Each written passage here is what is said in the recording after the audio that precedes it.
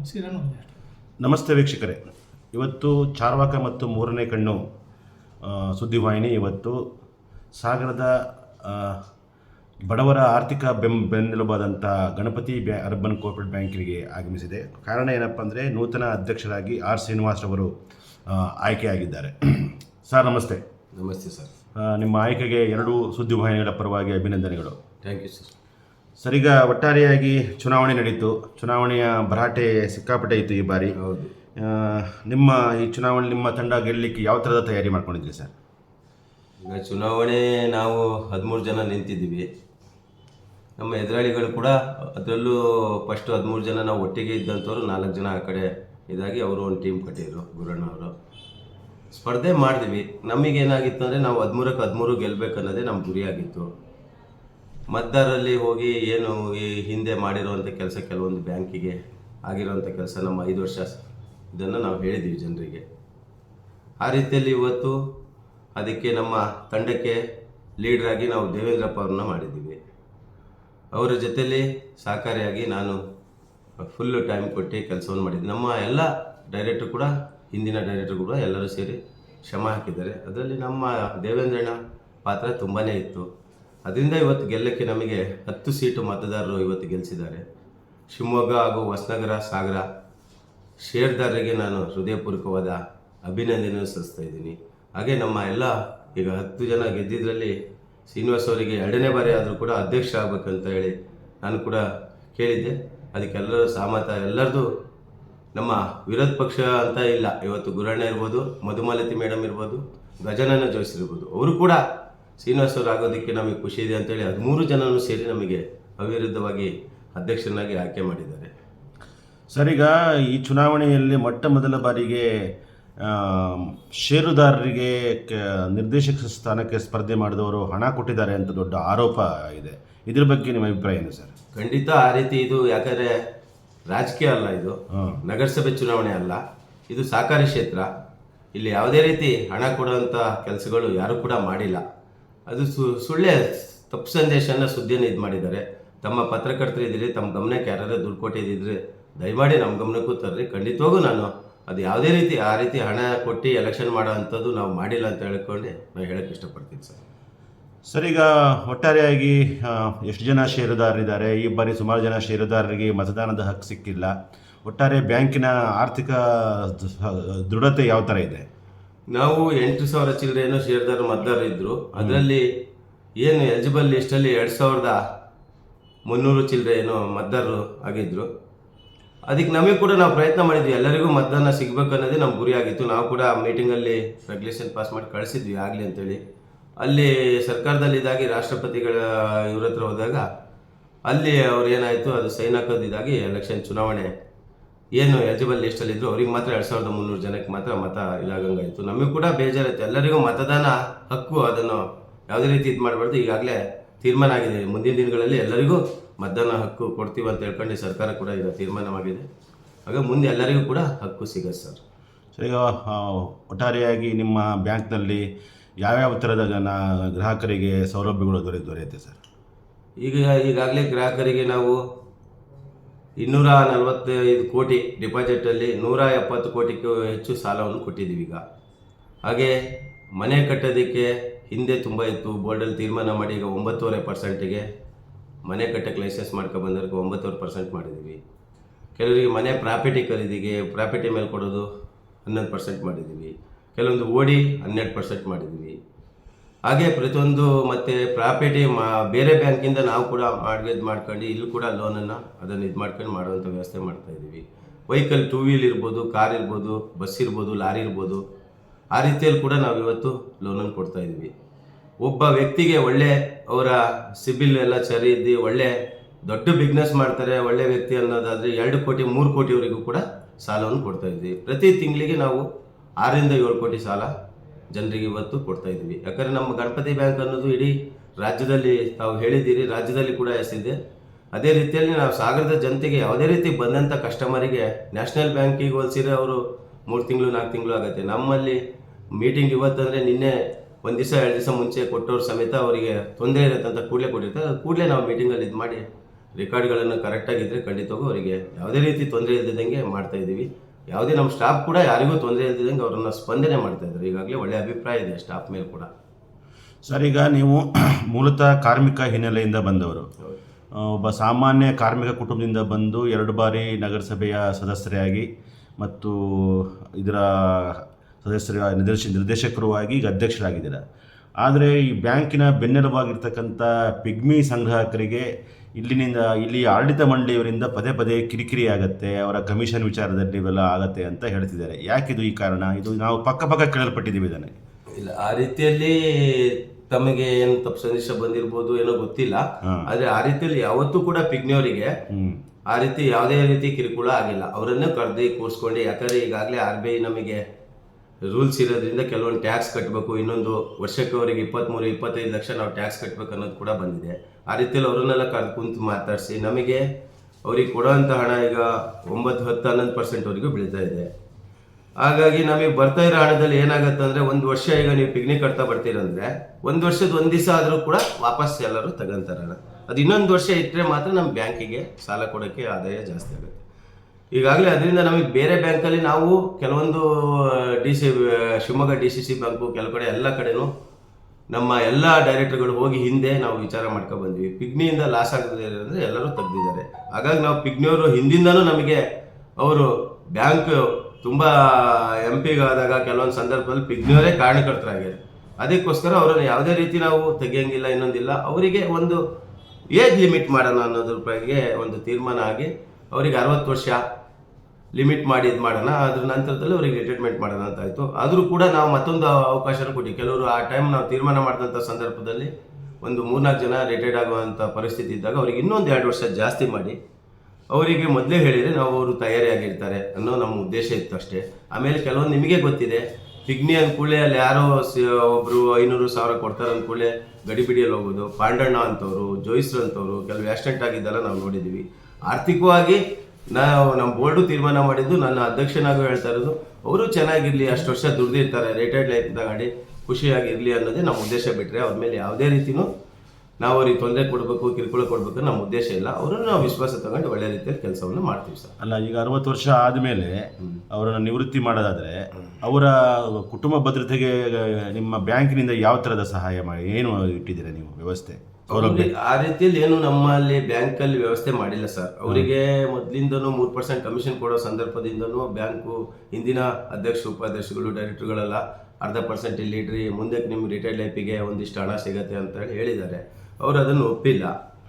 ಹಾಗಾಗಿ ಆ ರೀತಿಯಲ್ಲಿ ಯಾವುದೇ ರೀತಿ ಒಂದು ಇದಿಲ್ಲ. ಈಗ ಮೊನ್ನೆ ಜನರಲ್ ಬಾಡಿಯಲ್ಲಿ ಸಮೇತನೂ ಒಂದು ಡಿಸೈಡ್ ಮಾಡಿದ್ವಿ, ಎಲ್ಲರೂ ಕೂಡ ಶೇರ್ದಾರರು ಹೇಳಿದ್ದಾರೆ ಅವರನ್ನು 60 ವರ್ಷಕ್ಕೆ ಚೇಂಜ್ ಮಾಡಬಾರ್ದು ಅನ್ನೋದು. ನಾವು ಕೂಡ ಬೋರ್ಡಲ್ಲಿ ಒಂದು ಕೂತ್ಕೊಂಡು ತೀರ್ಮಾನ ಮಾಡ್ತೀವಿ. ಅವರನ್ನು ಕರೆದು ಮಾತಾಡೋಣ ಅಂತ ಇದ್ದೀನಿ, ನಾನು ಅಧ್ಯಕ್ಷ ಉಪಾಧ್ಯಕ್ಷರು ಕೂತ್ಕೊಂಡು ಮಾತಾಡೋಣ ಅಂತಿದ್ವಿ. ಅವರನ್ನು ವಿಶ್ವಾಸ ತಗೊಂಡು ಬ್ಯಾಂಕಿಗೆ ಎಲ್ಲರೂ ಲಾಸ್ ಆಗ್ತಾಯಿದೆ ತುಂಬ ಅನ್ನೋದಾದರೆ ಅವರಿಗೆ ಎಲ್ಲೋ ಒಂದು 0.5% ಕಮ್ಮಿ ಮಾಡಿ ಆ ರೀತಿಯಲ್ಲಿ ಅವ್ರಿಗೆ ಮುಂದರ್ಕೊಂಡು ಹೋಗೋಕ್ಕೆ ಏನಾದರೂ ಒಂದು ಅವಕಾಶನ ಮಾಡಿಕೊಡ್ಬೇಕು ಅನ್ನೋದ್ರ ಬಗ್ಗೆ ನಾನು ಅಧ್ಯಕ್ಷನಾಗಿ ನಾನು ಹೇಳೋಕ್ಕೆ ಇಷ್ಟಪಡ್ತೀನಿ. ಬೋರ್ಡಲ್ಲೂ ಎಲ್ಲ ಡೈರೆಕ್ಟ್ರು, ಸೀನಿಯರ್ ಅಧ್ಯಕ್ಷರು ಎಲ್ಲರನ್ನು ಕೇಳಿ ಅದನ್ನು ಡಿಸೈಡ್ ಮಾಡ್ತೀವಿ ಸರ್. ಸರ್, ಈಗ ನಿಮ್ಮ ಬ್ಯಾಂಕ್ನಲ್ಲಿ ಬಹುತೇಕ ಏನು ನೇಮಕಾತಿ ಇದೆ, ಒಂದೇ ಸಮುದಾಯದವರು ಇದ್ದಾರೆ, ಬಹುಸಂಖ್ಯಾತರು ಅವರೇ ಅಂತ ಹೇಳಿ ಆ ನೇಮಕಾತಿ ವಿಚಾರದಲ್ಲಿ ದೊಡ್ಡ ರಾಜಕಾರಣ ನಡೆಯುತ್ತೆ ಅಂತ ಒಂದು ದೊಡ್ಡ ಆರೋಪ ಹೊರಗಡೆ ಕೇಳಿ ಬರ್ತಾ ಇದೆ. ಸೊ ಇದ್ರ ಬಗ್ಗೆ ನಿಮ್ಮ ಅಭಿಪ್ರಾಯ ಏನು? ಇಲ್ಲ, ಆ ರೀತಿಯಲ್ಲಿ ನಾನು ಈಗ ಹೋದ ಬಾರಿ ಉಪಾಧ್ಯಕ್ಷ ಇದ್ದೆ, ಅಧ್ಯಕ್ಷರು ದೇವೇಂದ್ರಪ್ಪನವರು ಇದ್ರು, ಅಂತ ಸಂದರ್ಭದಲ್ಲಿ ಆಯ್ಕೆ ಆಗಿತ್ತು. ಆ ರೀತಿಯಲ್ಲಿ ಯಾವುದೇ ರೀತಿ ನಮ್ಮ ಬ್ಯಾಂಕಲ್ಲಿ ಎಲ್ಲ ಜಾತಿಯವರು ಕೂಡ ಇದ್ದಾರೆ. ಅದರಲ್ಲಿ ಈಗೇನು 6 ಜನನ ಸೆಲೆಕ್ಷನ್ ಹಾಕಿದ್ದಾರೆ, ಅದರಲ್ಲಿ ಎಲ್ಲ ಥರದವರು ಇದ್ದಾರೆ, ಒಂದೇ ವರ್ಗದವ್ರು ಇಲ್ಲ. ಎಲ್ಲರನ್ನೂ ವಿಶ್ವಾಸ ತಗೊಂಡೇ ಹೋಗಿದ್ವಿ. ಕೆಲವು ಕಡೆ ಸುಮ್ಮನೆ ಅವರು ದುಡ್ಡು ಕೊಟ್ಟು ಬಂದಿದ್ದಾರೆ ಇನ್ನೊಂದು ಅನ್ನೋದಿದೆ. ತಮ್ಮ ಪತ್ರಕರ್ತರ ಹತ್ರ ನಾನು ವಿನಂತಿ ಮಾಡ್ಕೊತೀನಿ, ಆ ರೀತಿಯಲ್ಲಿ ಎಲ್ಲರೇ ನಮ್ಮ ಬ್ಯಾಂಕಲ್ಲಿ ಈಗ ಅಪಾಯಿಂಟ್ ಆದವ್ರು ದುಡ್ಡು ಕೊಟ್ಟಾರಂತ ಖಂಡಿತವಾಗಿ ಇದಾದರೆ ನಾವು ಅವ್ರು ಯಾರು ತಗೊಂಡ್ಯಾರವೆ ನಿರ್ದಾಕ್ಷಿಣ್ಯವಾಗಿ ಅವ್ರ ಮೇಲೆ ಕ್ರಮ ತಗೊಳ್ತೀವಿ. ಅಧಿಕಾರಿಗಳಿರ್ಬೋದು, ನಮ್ಮ ಬೋರ್ಡಲ್ಲಿ ಇದ್ದವ್ರು ಇರ್ಬೋದು. ಅದಕ್ಕೆ ಯಾವುದೇ ರೀತಿ ಆ ರೀತಿ ಇಲ್ಲಿ ಆಗಿಲ್ಲ. ಯಾರು ತುಂಬ ಅದನ್ನು ಎಕ್ಸಾಮಲ್ಲಿ ಪಾಸಾಗಿ ಬಂದಿದ್ದಾರೆ, ಯಾರು ಟ್ಯಾಲೆಂಟ್ ಇದ್ದಾರೆ, ಈ ಬ್ಯಾಂಕಿಗೆ ಯಾರು ಒಳ್ಳೆ ಕೆಲಸ ಮಾಡ್ತಾರೋ ಅಂಥವ್ರಿಗೆ ಅವಕಾಶ ಆಗಬೇಕು ಅಂತ ಹೇಳ್ಕೊಂಡು ತುಂಬ ಜನ ನಾವು ಡೈರೆಕ್ಟ್ ಆಗಿದ್ದಕ್ಕೆ ಮಾತಾಡಿವಿ. ಸರ್, ಈಗ ಏನಾದರೂ ಇದ್ದಿದ್ರೆ ನಾವು ಮಾಡ್ತೀವಿ ಸರ್, ನೀವು ಮಾಡಿಕೊಡ್ತೀರಾ? ಆ ರೀತಿಯಲ್ಲಿ ಇಲ್ಲ, ನೀವು ಅರ್ಜಿ ಹಾಕಿರಿ ಅಂತೀವಿ. 480 ಅರ್ಜಿ ಹಾಕಿದ್ರು, 6 ಜನ ಸೆಲೆಕ್ಷನ್ ಆಗಿದ್ದಾರೆ. ಒಳ್ಳೊಳ್ಳೆ ಜನರಿಗೆ, ಬಡವರಿಗೆ ಸಿಕ್ಕಿದೆ, ಒಳ್ಳೆ ಕೆಲಸ ಮಾಡ್ತಾ ಇದ್ದಾರೆ. ಅವರನ್ನು ನೀವು ಬೇಕಾದ್ರೆ ಎಂಟ್ರಿ ಮಾಡಿ ಕೇಳ್ಬೋದು ಸರ್. ಇಲ್ಲ ನಿಮಗೆ ಮುಂದಿನ ದಿನಗಳಲ್ಲಿ ಗೊತ್ತಾಗ್ಬೋದು. ಯಾಕಂದರೆ ಈಗಷ್ಟೇ ಆಗಿರೋದ್ರಿಂದ ಹಿಂದೆ ಯಾವುದೇ ಒಂದು ವಿಚಾರ ಶ್ರೀನಿವಾಸ ಒಂದು ಸುಳ್ಳು ಹೇಳಿದರೆ ಇನ್ನೊಂದು ದಿವಸ ಯಾರಿಗಾರ ಗೊತ್ತಾಗುತ್ತೆ. ಆ ರೀತಿಯಲ್ಲಿ ಯಾವುದೇ ರೀತಿ ಇಲ್ಲಿ ಬ್ಯಾಂಕಲ್ಲಿ ಆ ರೀತಿ ವ್ಯವಸ್ಥೆ ಇಲ್ಲ. ನಾವೇನು ಅದಕ್ಕೆ ಯೋಗ್ಯರಿದ್ದಾರೆ, ಅವರು ಬುದ್ಧಿವಂತರಿದ್ದಾರೆ, ಈ ಬ್ಯಾಂಕಿಗೆ ಯಾರು ಬೇಕು, ನೀವು ಆಗಲೇ ಹೇಳಿರಿ 109 ವರ್ಷ ಗಣಪತಿ ಬ್ಯಾಂಕ್ ಇತಿಹಾಸ ಇದೆ ಅಂತೇಳಿ. ಗಣಪತಿ ಮಹಾಗಣಪತಿ ಆಶೀರ್ವಾದ ಇದೆ, ಅದು ಯಾರಿಗೆ ಬೇಕೋ ಅವ್ರಿಗೆ ಮಾತ್ರ ಈ ಬ್ಯಾಂಕಲ್ಲಿ ತಗೊಳ್ಳೋಂಥ ಅವಕಾಶವನ್ನು ದೇವ್ರು ಮಾಡಿಕೊಡುತ್ತೆ ಸರ್. ಸರ್, ಈಗ ಒಂದು ದಾಖಲೆಯನ್ನು ನಿಮ್ಮ ಬ್ಯಾಂಕಿನಿಂದ ತೊಗೊಂಡಿದ್ದಾರೆ. ಈ ನಿರ್ದೇಶಕರು ಇವ್ರದ್ದೆಲ್ಲ ಮೀಟಿಂಗ್ ಎಲ್ಲ ಖರ್ಚಿಂದ ಸುಮಾರು ಎಷ್ಟು 16 ಲಕ್ಷ ರೂಪಾಯಿ ಏನೋ ಒಂದಷ್ಟು ಆಗಿದೆ ಅಂತ ಹೇಳಿ, ಇದ್ರ ಬಗ್ಗೆ ಏನಾದ್ರು ಮಾಹಿತಿ ಇದೆಯಾ ನಿಮಗೆ? ಇಲ್ಲ ಸರ್, ಆ ಥರದ್ದೇನು ಮಾಹಿತಿ ಇಲ್ಲವಲ್ಲ? ಹಾಂ, ನಾನು ಕೇಳಲ್ಲ. ಬಟ್ ಏನು ಮಾಡಿದ್ದೀರಿ ಅಂತ ಹೇಳಿದರೆ, ಸರ್, ಈಗ ನೀವು ಮೊದಲ ಬಾರಿಗೆ ಬ್ಯಾಂಕಿನ ಅಧ್ಯಕ್ಷರಾಗಿ ಅಧಿಕಾರ ಸ್ವೀಕಾರ ಮಾಡಿದ್ದೀರಾ. ಈಗ ನಿಮ್ಮ ಅಧಿಕಾರ ಅವಧಿಯಲ್ಲಿ ಏನೇನು ಕೆಲಸ ಮಾಡಬೇಕು ಅಂತ ನಿಮ್ಮ ಕನಸಿದೆ? ಸರ್, ಶ್ರೀ ಗಣಪತಿ ಬ್ಯಾಂಕು 109 ವರ್ಷ ಇತಿಹಾಸ ಇರುವಂಥ ಬ್ಯಾಂಕು ರಾಜ್ಯದಲ್ಲಿ. ಈ ಬಾರಿ ಜನ ನಿರೀಕ್ಷೆ ಮಾಡಿ ನಮ್ಮ ತಂಡಕ್ಕೆ 10 ಜನ ಗೆದ್ದಿದ್ದೀವಿ 13ರಲ್ಲಿ. ಹಾಗಾಗಿ ನಮ್ಮದು 5 ವರ್ಷದಲ್ಲಿ ನಾವು ಕೂಡ ಒಂದಿಷ್ಟು ಕೆಲಸ ಮಾಡಬೇಕಂತ ಇದ್ವಿ. ಹೋದಂಥ ಸಂದರ್ಭದಲ್ಲಿ ಬ್ರ್ಯಾಂಚು 3 ಇದೆ ಅಂತ ಜನಗಳು ಕೇಳ್ತಾಯಿದ್ರು. ಈ ಸರಿ ಒಂದು 3 ಬ್ರ್ಯಾಂಚ್ 2 ಬ್ರ್ಯಾಂಚನ್ನು ಜಾಸ್ತಿ ಮಾಡಬೇಕು ನಮ್ಮ 5 ವರ್ಷ ಅವಧಿಯಲ್ಲಿ ಅಂತ ಇದ್ದೀವಿ. ಹಾಗೆ ತುಂಬ ಸಾರ್ವಜನಿಕರಿಂದ ವಯಸ್ಸಾದವರು ಬಂದಂಥ ಸಂದರ್ಭದಲ್ಲಿ ಅವರಿಗೆ ಮೇಲೆ ಹತ್ತೋದಕ್ಕೆ ಕಷ್ಟ ಆಗ್ತಿತ್ತು. ಈ ತುಂಬ ಹಿಂದೆ ಮೀಟಿಂಗಲ್ಲಿ ಕೂಡ ಲಿಫ್ಟ್ ಮಾಡಬೇಕಂತಾಗಿರೋ ಕೂಡ ಕೆಲಸಗಳು ಆರಂಭ ಆಗಿದ್ದಿಲ್ಲ. ಈಗ ನಾನು ಅಧ್ಯಕ್ಷರಾಗಿ ಅಧಿಕಾರ ಸ್ವೀಕರಿಸಿ 4 ದಿವಸದಲ್ಲಿ ಆ ಲಿಫ್ಟನ್ನು ಈಗಾಗಲೇ ಕೆಲಸ ಶುರುವಾಗಿದೆ. ತಾವು ಕೂಡ ಬೆಳಗ್ಗೆ ಗಮನಿಸಿದ್ದೀರಿ. ಹಾಗೆ ಸಾಗರ ಏನು ಹೆದ್ದಾರಿ ರಸ್ತೆ ಇದೆ, ನ್ಯಾಷನಲ್ ಹೈವೇ, ಅದಕ್ಕೆ ನಮ್ಮದು 109 ವರ್ಷ ಇರೋ ಬ್ಯಾಂಕಿಗೆ ಎಲ್ಲೇ ಕೂಡ ಸ್ವಾಗತ ಒಂದು ಜನರಿಗೆ ಪ್ರಚಾರ ಆಗ್ತಾಯಿಲ್ಲ. ಹಾಗಾಗಿ ಶಿವಮೊಗ್ಗದಿಂದ ಬರಬೇಕಾದ್ರೆ ಹೆದ್ದಾರಿ ರಸ್ತೆಯಲ್ಲಿ ಹೈವೇಲಿ ಒಂದು ಆರ್ಚ್ ಕಮನ್ ಅಲ್ಲಿ ಕೂಡ ಹಾಕಿ ಪ್ರಸಿದ್ಧ ಸ್ಥಳಗಳು ಸಿಗಂದೂರು, ಜೋಗ ಜಲಪಾತ, ಹಾಗೆ ಇಕ್ಕೇರಿ, ಅವುಗಳ ಹೆಸರುಗಳನ್ನು ಕೂಡ ನಾಮಫಲಕ ಮೂಲಕ ಹಾಕ್ಸ್ಬೇಕಂತ ಒಂದು ಇದು ಮಾಡಿದ್ವಿ. ಹಾಗೆ ಈ ಕಡೆ ಸಿರ್ಸಿಯಿಂದ ಬರುವಂಥ ನಮ್ಮ LB ಕಾಲೇಜು ಆ ಭಾಗದಲ್ಲೂ ಕೂಡ ಅಲ್ಲೂ ಒಂದು ಕಮನ್ ಮಾಡ್ಬೇಕಂತೇಳಿ ಮೊನ್ನೆ ಮೀಟಿಂಗಲ್ಲಿ ನಾನೇ ಸಬ್ಜೆಕ್ಟ್ ಹಾಕಿ ಅದನ್ನು ಕೂಡ ಪಾಸ್ ಮಾಡಿ ತಗೊಂಡಿದ್ದೀನಿ. ಮುಂದಿನ ದಿನಗಳಲ್ಲಿ PW ಇಂದ ಪರ್ಮಿಷನ್ ತಗೊಂಡು ಅದಕ್ಕೇನು ಹಾಕಬೇಕು ಆ ವ್ಯವಸ್ಥೆಯನ್ನು ಖಂಡಿತವಾಗೂ ಮಾಡ್ತೀವಿ. ಹಾಗೆ ಹೊಸನಗರ ಭಾಗಕ್ಕೆ ಈಗ ಏನು ಬ್ಯಾಂಕ್ ಇದೆ ಅದನ್ನು ಜಾಗ ತಗೊಂಡು ಒಂದು ಸ್ವಂತ ಕಟ್ಟಡ ಮಾಡಬೇಕು ಅನ್ನೋದು ಕೂಡ ನಮ್ಮ ಉದ್ದೇಶ ಇದೆ. ಇಷ್ಟು ವರ್ಷ ಆದರೂ ಆಗಿಲ್ಲ. ಈಗ ಇನ್ನು ಮುಂದಿನ ದಿನಗಳಲ್ಲಿ ಅದು ಸ್ವಂತ ಕಟ್ಟಡ ಮಾಡಿ ಅಲ್ಲಿ ಈ ಕೂಡಲೇ ATM ವ್ಯವಸ್ಥೆ ಕೂಡ ಮಾಡಬೇಕಂತ ಒಂದು ತೀರ್ಮಾನ ಮಾಡಿದ್ದೀನಿ. ಹಾಗೆ ಶಿವಮೊಗ್ಗ ನಗರದಲ್ಲಿ ನಮ್ಮ ಬ್ರಾಂಚ್ ಇದೆ. ತುಂಬ ಜನರಿಗೆ ಸಾರ್ವಜನಿಕರಿಗೆ ಅದೊಂದು ಸೈಡಿಗೆ ಆಗಿದೆ. ಆಗ ಗೊತ್ತಾಗ್ತಾ ಇಲ್ಲ.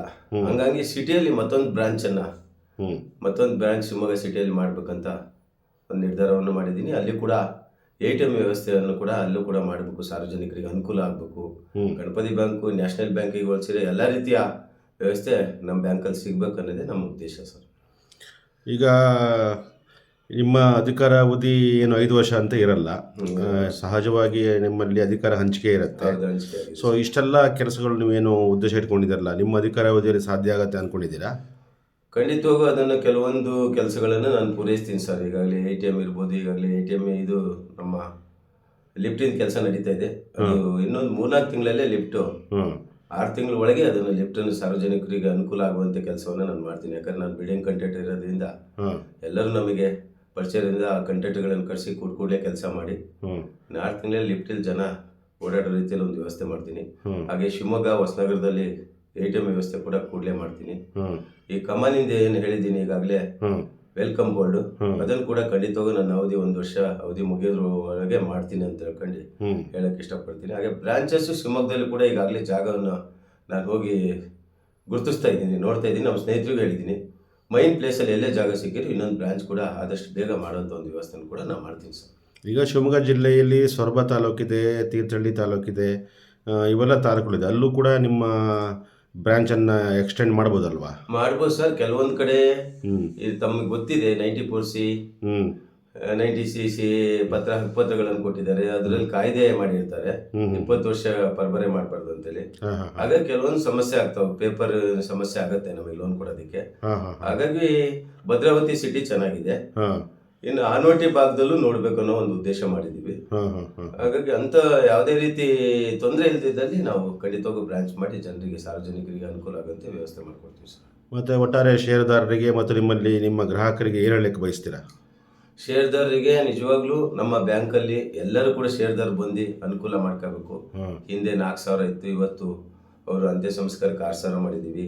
ಹಾಗೆ ಆದಷ್ಟು ಬ್ಯಾಂಕು ಇವತ್ತಿಗೂ 3 ಕೋಟಿ ಲಾಭ ಇರೋದ್ರಿಂದ ನಾವು ಅವರಿಗೆ ಡಿವಿಡೆಂಡ್ ಅನ್ನ 11% ಕೊಡ್ತಾ ಇದ್ದೀವಿ.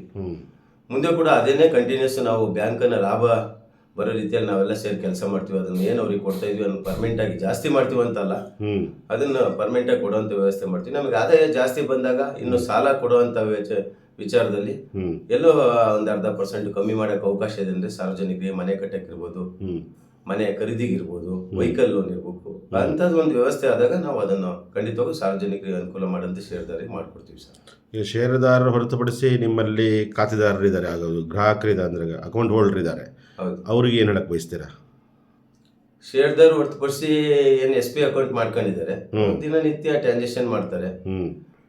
ಅವ್ರಿಗೆ ಯಾವುದೇ ರೀತಿ ಬೇಕಾದಾಗ ನಾವು ಅವರಿಗೆ ಷೇರ್ದಾರ ಹಾಗೂ ಅಸೋಸಿಯೇಟ್ ನಂಬರ್ ಮಾಡ್ಕೊಂಡು ಅವರಿಗೆ ಸಹಾಯವನ್ನು ಮಾಡ್ತಾ ಇದ್ವಿ. ಈಗಾಗಲೇ ಪ್ರಾಪರ್ಟಿ ಖರೀದಿ ಇರ್ಬೋದು, ಮನೆ ಕಟ್ಟೋದಿರ್ಬೋದು, ಲೇವಿಟ್ಗಳಿಗೆ ಇರ್ಬೋದು, ಪ್ರತಿಯೊಂದು ಸಾಲವನ್ನು ಅವ್ರಿಗೆ ಕೂಡ ನಾವು ಕೊಡ್ತಾ ಇದ್ವಿ.